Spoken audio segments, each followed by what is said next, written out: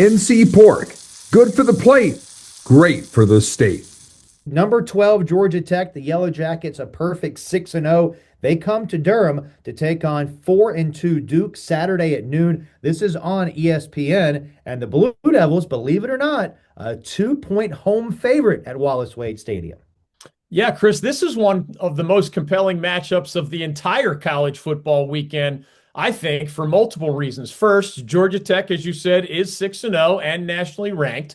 Duke, remember, while dealing with a lesser overall record at 4-2, is a perfect 3-0 in conference play.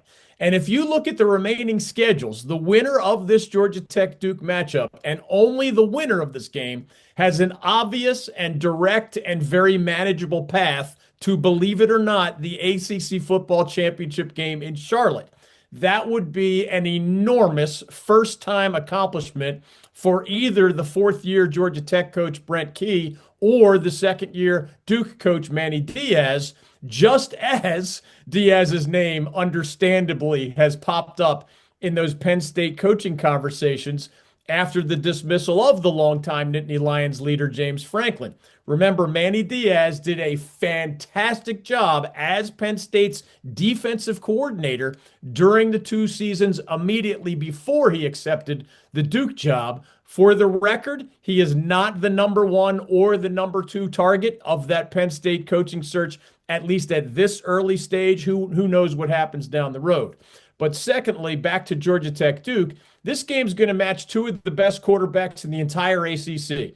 Haynes King of the Yellow Jackets, who's a dual threat nightmare for opposing defenses, and Darian Mensah of the Blue Devils, who's throwing the ball at least as well, if not better than anyone else in this league. We'll talk more about both of those quarterbacks as high-end All-ACC candidates a little bit later in today's show. Neither defense in this game dominates at the line of scrimmage. Well coached, but not overwhelming physical specimens. That means that creating turnovers and getting off the field on third down will be crucial focal points for both sides. Tech's going to try to run the ball with Haynes King on both designed runs and quarterback scrambles. They'll also be trying to run it with their talented 1-2 punch at tailback, where they have a fifth-year senior Jamal Haynes and a Penn transfer, Ivy League, Malachi Hosley, and those guys are all running behind a very strong offensive line. Remember Brent Key, the former Georgia Tech offensive lineman himself. Duke, meanwhile, will try to run a little bit, especially with the blossoming true freshman we've talked about in recent weeks, Nate Shepard at tailback.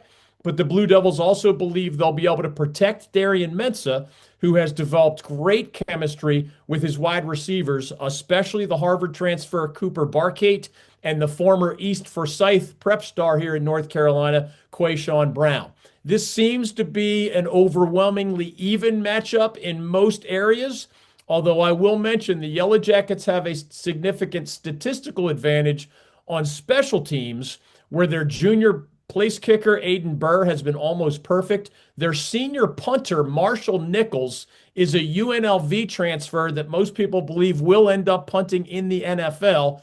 And the Jackets also have a fifth-year senior punt returner in Eric Rivers, a Florida International transfer. All of those guys have been making some huge, some subtle, but key plays on special teams. So we'll see if that makes the difference in Durham on Saturday afternoon.